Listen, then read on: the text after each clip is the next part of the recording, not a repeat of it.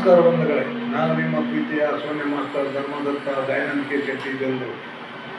ಇವತ್ತು ಒಂದು ವಿಶೇಷವಾದಂಥ ಒಂದು ಕಾರ್ಯಕ್ರಮದ ಬಗ್ಗೆ ನಾನು ಮಾತಾಡಬೇಕಂತ ಇದ್ದೀನಿ. ವಿಶೇಷವಾದಂಥ ಒಂದು ವಿಡಿಯೋವನ್ನು ನಾನು ಮಾಡ್ತಾ ಇದ್ದೀನಿ. ಈಗ ದಿನನಿತ್ಯದ ಸುದ್ದಿಯನ್ನು ನಾವು ಕೇಳ್ತಾ ಇದ್ದೀರಿ. ಪ್ರತಿಯೊಂದು ನೀವು ಯೂಟ್ಯೂಬನ್ನು ಓಪನ್ ಮಾಡಿದ ಕೂಡಲೇ ನಮಗೆ ಧರ್ಮಸ್ಥಳದ ಆ ಗ್ರಾಮದ ವಿಶೇಷ ಸುದ್ದಿಯ ಬಗ್ಗೆನೇ ನಾವು ಕೇಳ್ತಾ ಇದ್ದೀವಿ. ಇದರ ಬಗ್ಗೆ ಭಾಳಷ್ಟು ಊಹಾಪೋಹಗಳು ಇರ್ತವೆ, ಅಪವಾದಗಳು ಬರ್ತಾ ಇರ್ತವೆ. ಇದರ ಒಂದು ತಾರ್ಕಿಕ ಅಂತ್ಯವನ್ನು ಯಾವ ರೀತಿಯಲ್ಲಿ ಕಾಣಬೇಕು, ಯಾವ ರೀತಿಯಲ್ಲಿ ಕಾಣ್ತದೆ ಎಂಬುದಕ್ಕೆ ನಾನು ಒಂದು ವರ್ಷದ ಮುಂಚೆ ಒಂದು ವಿಡಿಯೋವನ್ನು ನಾನು ಹಾಕಿದ್ದೀನಿ. ಅದರಲ್ಲಿ ಸೌಜನ್ಯನ ಸಾವಿಗೆ ನ್ಯಾಯ ಕೊಡುವವರು ಯಾರು, ಆದರೆ ಸೌಜನ್ಯವನ್ನು ಕೊಂದವರು ಯಾರು ಎಂಬ ಬಗ್ಗೆ ಒಂದು ವಿಡಿಯೋವನ್ನು ಹಾಕಿದ್ದೆ. ಅದು ಬಹಳಷ್ಟು ವ್ಯೂಸ್ಗಳನ್ನು ಕೂಡ ಪಡೆದಿತ್ತು. ಅದರಲ್ಲಿ ಒಂದು ಮಾತನ್ನು ನಾನು ಹೇಳಿದ್ದೀನಿ, ಇದು ಯಾರು ಏನು ಮಾಡದಿದ್ದರೂ ಕೂಡ ಒಂದು ಶಕ್ತಿ ಅಲ್ಲಿ ಕೆಲಸ ಮಾಡ್ತದೆ. ಆ ಶಕ್ತಿ ಅಲ್ಲಿ ಆಗ್ತಕ್ಕ ಎಲ್ಲ ಏನಾಗಿದೆ, ಏನು ಮಾಡಿದಂಥ ನರಮೇಧ ಇರ್ಬೋದು, ಅದನ್ನು ಹೊರತರುವಲ್ಲಿ ಆ ಶಕ್ತಿ ಕೆಲಸ ಮಾಡ್ತದೆ ಖಂಡಿತವಾಗಿ ಅಂತ ಹೇಳಿದ್ದೀನಿ.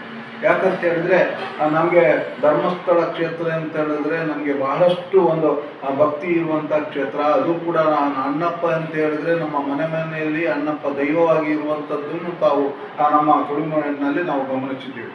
ಅಣ್ಣಪ್ಪ ಏನಾದರೂ ಒಂದು ಪ್ರಾರ್ಥನೆ ಮಾಡಿದರೆ ಅಥವಾ ಏನಾದರೂ ಒಂದು ಪ್ರಾರ್ಥನೆ ಮಾಡಿದ್ದನ್ನು ನಡೆಸಿಕೊಟ್ಟಂಥ ಉದಾಹರಣೆಗಳು ಇಲ್ಲದೇನೇ ಇಲ್ಲ. ಭಕ್ತಿಯಿಂದ ಇರಬೇಕು, ನಿಸ್ವಾರ್ಥಕ್ಕಾಗಿ ಒಂದು ಏನಾದರೂ ಪ್ರಾರ್ಥನೆ ಮಾಡಿದರೆ ನಡೆಸಿಕೊಟ್ಟವ. ಹಾಗಾಗಿ ನಾವು ಯಾವಾಗಲೂ ಆ ಕ್ಷೇತ್ರದ ಬಗ್ಗೆ ನಮಗೆ ಬಹಳಷ್ಟು ಅಭಿಮಾನ ಇದೆ, ಬಹಳಷ್ಟು ಪೂಜ್ಯ ಭಾವನೆಯಿಂದ ನೋಡುವಂಥದ್ದು, ಬಹಳ ಪವಿತ್ರ ದೃಷ್ಟಿಯಿಂದ ನೋಡುವಂಥ ಕ್ಷೇತ್ರ. ಆ ಕ್ಷೇತ್ರಕ್ಕೂ ಈಗಲೂ ಕೂಡ ಯಾರಾದರೂ ಅವಮಾನ ಮಾಡಿದರೆ ಅದನ್ನು ನಾವು ಖಂಡಿತವಾಗಿ ಸಹಿಸಿಕೊಳ್ಳುವಂಥವರಲ್ಲ.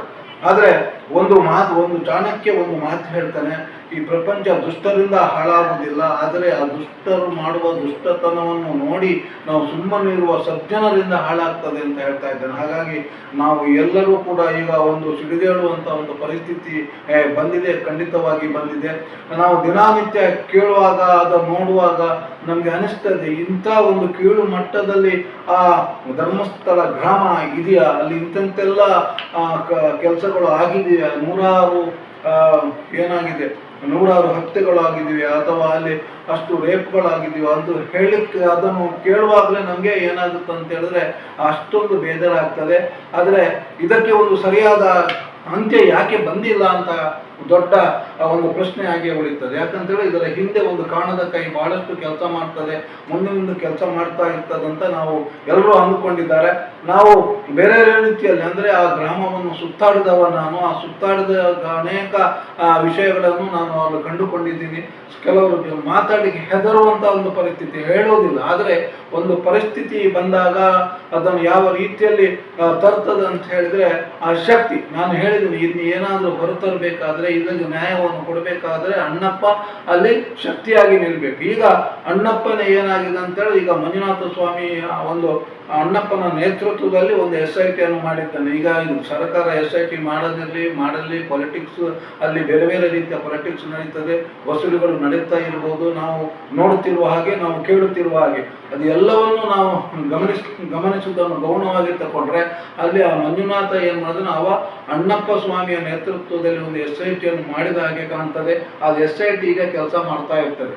ಯಾರು ಏನೇ ಮಾಡಲಿ, ಯಾರು ಏನೇ ಕೆಲಸ ಮಾಡೋದಿರಲಿ, ಅಲ್ಲಿ ಹೇಗೆ ಅದನ್ನು ಮಾಡಿಸಬೇಕು, ತೋರಿಸಬೇಕು ಎಂಬುದನ್ನು ಈಗ ಅಣ್ಣಪ್ಪ ಪ್ರಾರಂಭಿಸಿದ್ದಾನಂತ ನನಗೆ ಅನಿಸ್ತಾ ಇದೆ. ಖಂಡಿತವಾಗಿಯೂ ಇದಕ್ಕೆ ಸಹಕರಿಸದಿದ್ದ ಅಥವಾ ಅದರ ವಸೂಲಿ ಮಾಡತಕ್ಕಂಥ ಯಾವುದೇ ಆಫೀಸರ್ ಇರ್ಬೋದು, ಯಾವುದೇ ಸರ್ಕಾರಿ ಇರ್ಬೋದು, ಯಾವುದೇ MLA ಇರ್ಬೋದು, ಯಾವುದೇ ಒಂದು ಸಂಬಂಧಪಟ್ಟವರು ಇರ್ಬೋದು, ಅವರಿಗೆ ಖಂಡಿತವಾಗಿ ಒಂದಲ್ಲ ಒಂದು ದಿನ ಇದರ ಬಗ್ಗೆ ಅಣ್ಣಪ್ಪ ಅವರು ಏನು ಮಾಡ್ತಾನೆ ಎಂಬುದು ನಮಗೆ ಈಗ ತಿಳಿದಂಥ ವಿಷಯ ತಿಳಿಯುತ್ತದೆ. ಖಂಡಿತವಾಗಿ ಏನಾದರೂ ಅಣ್ಣಪ್ಪ ಮಾಡ್ತಾನೆ.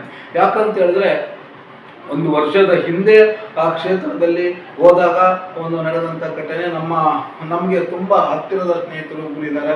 ಅವರು ಯಾವಾಗಲೂ ವರ್ಷಕ್ಕೊಮ್ಮೆ ಅವರಿಗೆ ಅಲ್ಲಿ ಹೋಗ್ತಾರೆ. ಯಾಕಂತಂದರೆ ಅವರ ಮನೆಯಲ್ಲಿರುವಂಥ ಒಂದು ದೊಡ್ಡ ಶಕ್ತಿ ಇದೆ. ಅಲ್ಲಿ ಅವ್ರ ನೇತೃತ್ವದಲ್ಲಿ ಸ್ನಾನ ಮಾಡಿ ಆ ಶಕ್ತಿ ಅಲ್ಲಿ ಹೋದ ಕೂಡಲೇ ಅವರಿಗೆ ಮೈ ಮೇಲೆ ಆ ಶಕ್ತಿ ಆವಾಹನೆ ಆಗ್ತದೆ. ಅದು ಅವರ ಪರಂಪರೆ, ಅದು ದೇವರು ಅವರಿಗೆ ಹೇಳ್ತಾ ಇರ್ತಾರೆ.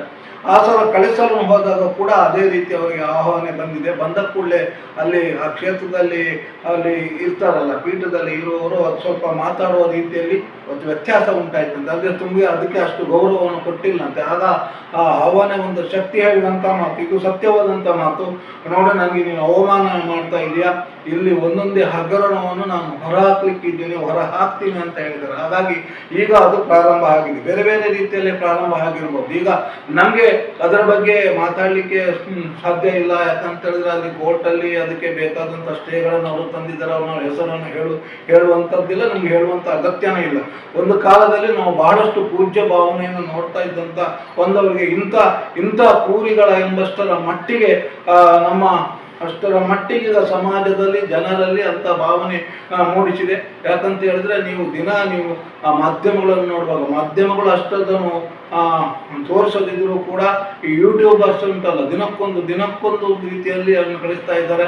ಅದನ್ನು ನಿಲ್ಲಿಸುವಂಥ ಕೆಲಸ ಆಗ್ತಾ ಇದೆ, ಅದನ್ನು ಗಮನಿಸುವಂಥ ಕೆಲಸ ಆದರೂ ಕೂಡ ಅವರು ಮಾಡ್ತಾ ಇದ್ದಾರೆ ಸ್ನೇಹಿತರೆ.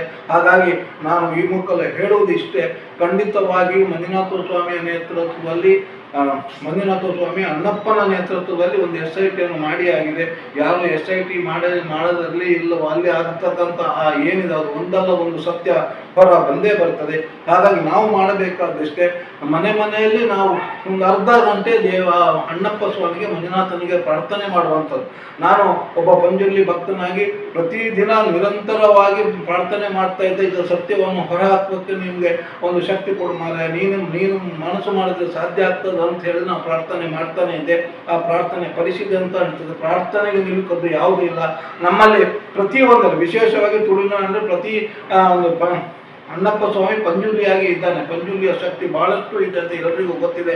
ನೀವು ದಿನ ಒಂದು ಅರ್ಧ ಗಂಟೆ ಅಥವಾ ಒಂದು 10 ನಿಮಿಷವಾದರೂ ಪಂಜುರ್ಲಿಗೆ ಒಂದು ಪ್ರಾರ್ಥನೆಯನ್ನು ಮಾಡಿ ಪ್ರತಿದಿನ ಮಾಡಿ ಇಲ್ಲಿಯ ಸತ್ಯವನ್ನು ಹೊರ ಅಥವಾ ಹೀಗಾಗಿ ಏನು ಬರ್ತಾ ಇದೆ ಒಂದೊಂದೇ ಏನು ಸತ್ಯಗಳು ಹೊರ ಬರ್ತಾ ಇದೆ ಅದು ತಾರ್ಕಿಕ ಬರುವಂಥದ್ದಾಗಲಿ, ಯಾರು ಅನ್ಯಾಯ ಮಾಡಿದ್ದಾರೆ ಅವರಿಗೆ ಶಿಕ್ಷೆ ಕೊಡುವಂಥದ್ದಾಗಲಿ, ಖಂಡಿತವಾಗಿ ಆ ಕ್ಷೇತ್ರ ಆ ಮಂಜುನಾಥನ ಶಕ್ತಿ ಮತ್ತು ಅಣ್ಣಪ್ಪನ ಶಕ್ತಿ ಏನೆಂಬುದು ಜಗತ್ತಿಗೆ ತಿಳಿಯುವಂತಾಗಲಿ ಅಂತ ನಾವು ದಿನ ಪ್ರಾರ್ಥನೆ ಮಾಡ್ತಾ ಹೋದಾಗ ಈ ಖಂಡಿತವಾಗಿಯೂ ಇದಕ್ಕೊಂದು ತಾರ್ಕಿಕ ಅಂತ್ಯವನ್ನು ಸಿಗ್ತದೆ.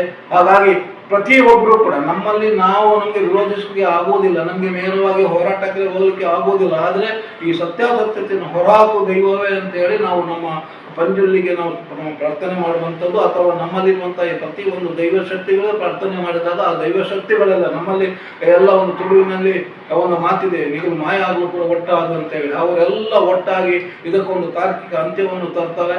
ಖಂಡಿತವಾಗಿಯೂ ಅಲ್ಲಿ ನಡೆದಂಥ ಏನು ಬೇಡದ್ದು ನಡೆದಿದ್ರೆ ಅದಕ್ಕೂ ಒಂದು ಅಂತ್ಯ ಸಿಗ್ತದೆ, ನಡೆಯದಿದ್ರೂ ಕೂಡ ಅದಕ್ಕೂ ಒಂದು ಆ ಸತ್ಯದೊಂದಿಗೆ ಹೊರ ಬರ್ತದೆ. ಆ ಸತ್ಯವನ್ನು ಹೊರಹಾಕುವಲ್ಲಿ ನಾವು ಅಣ್ಣಪ್ಪ ಸ್ವಾಮಿ ಮಂಜುನಾಥ ಸ್ವಾಮಿಯನ್ನು ದಿನನಿತ್ಯ ಪ್ರಾರ್ಥಿಸೋಣ ಅಂತ ಹೇಳುತ್ತಾ, ಈ ಯಾರು ವಿಡಿಯೋವನ್ನು ಕೇಳ್ತಾ ಇದ್ರಿ ಆದಷ್ಟು ಜನರಿಗೆ ಹಂಚುವಂತಾದ ಕೆಲಸ ಮಾಡಿ. ಸಾಧ್ಯ ಆದರೆ ಇದು ಒಂದು 100, 10, 100 1,000 1,000 ಲಕ್ಷ ಜನರಿಗೆ ಇದು ಸೇರುವಂತ ಆಗುವಂಥದ್ದೇ ಕೂಡ ನಾವು ಅಲ್ಲಿಯ ನಡೆದಂಥ ಅನಾಚಾರಕ್ಕೆ ನಮ್ಮ ಒಂದು ಕೊಡುಗೆ ಅಂತ ನಾವು ಭಾವಿಸಿಕೊಳ್ಳೋಣ ಅಂತ ಹೇಳುತ್ತಾ ನನ್ನ ಒಂದು ಚಿಕ್ಕ ವಿಡಿಯೋವನ್ನು ಇಲ್ಲಿಗೆ ಕೊನೆಗೊಳಿಸ್ತಾ ಇದ್ದೀನಿ. ಎಲ್ಲರಿಗೂ ಮಂಜುನಾಥ ಮತ್ತು ಅಣ್ಣಪ್ಪ ಸ್ವಾಮಿ ಒಳ್ಳೆಯದು ಮಾಡಿ.